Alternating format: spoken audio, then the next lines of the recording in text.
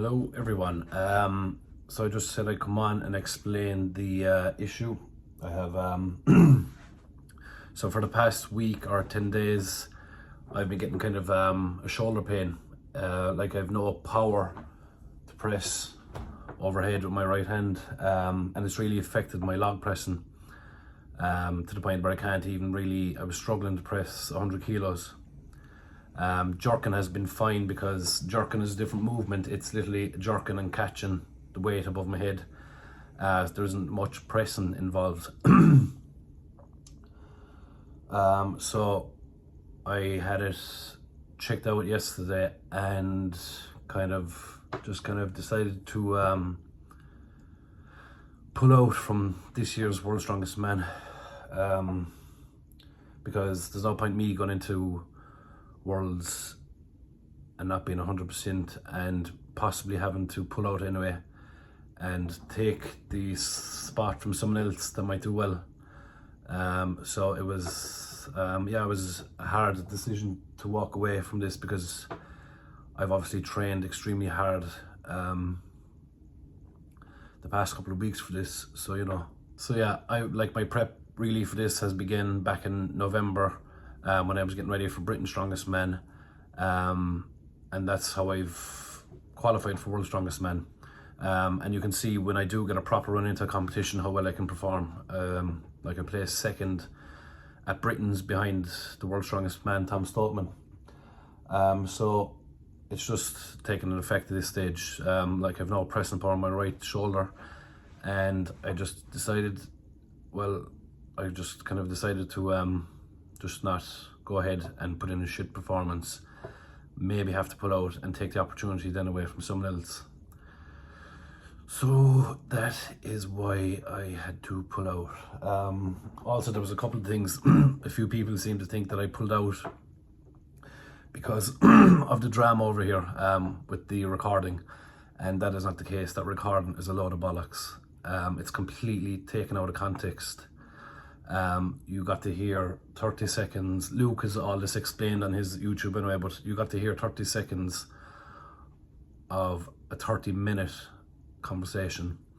The crowd that are involved say they're doing this for the athletes, and that's not the case, because if they're doing that for the athletes, they wouldn't have done something like this to Luke the eve of World's Strongest Man. It's just a low thing to do to Luke, who also puts everything into his training and to become the World's Strongest Man, and to do that the eve of Worlds is one of the lowest things you can do.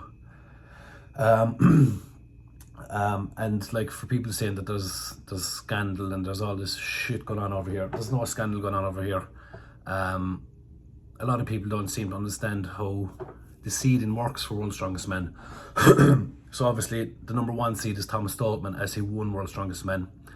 And the 30th seed and then would be the last guy in, which is the guy from South America, and that's how it works. I saw comments saying that 30 names should be put into a hat and drawn out. That just makes no sense. If you think that, you'd want to go and bang your head off a wall, because imagine you put the 30 names into a hat, and group one is Brian Shaw, Novikov, Luke Stoltman, Thomas Stoltman, Adam Bishop, Martins Listis, and group two then has the 6th seed of each group. So you could have guys who kind of only barely got into World's Strongest Man in a group. It would make no sense. So that's why they do it by seedings. Seedings goes by placings. So obviously the top 5 seeds for the the 5 groups is obviously Tom, Martins, Novikov and Brian Shaw, 4 World's Strongest Man winners.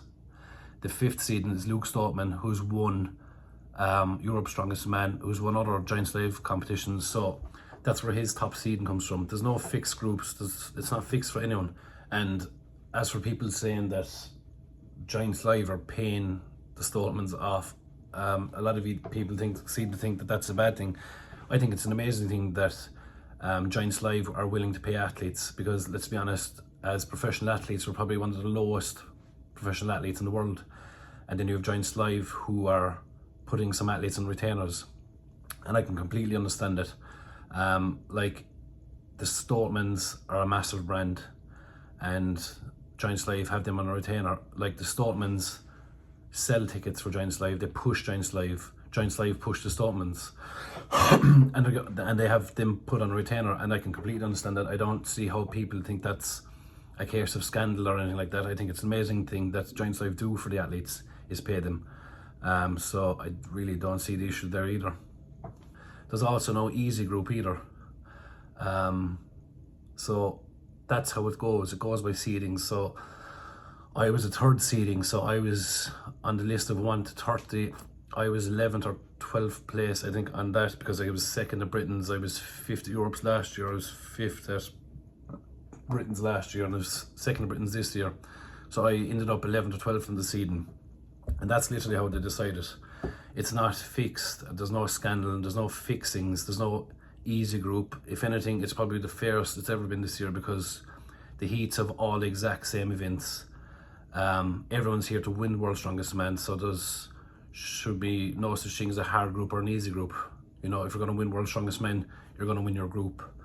I feel if my shoulder would have been right, I would have made the top 10. I've never been stronger or fitter in my life. So it's a really bitter pill to swallow. So that is basically it. I will obviously be back next year here at World's Strongest Man 2023, and I will be making the top 10 then. So thank you all for your messages. I appreciate it. I read them all, and I appreciate the support.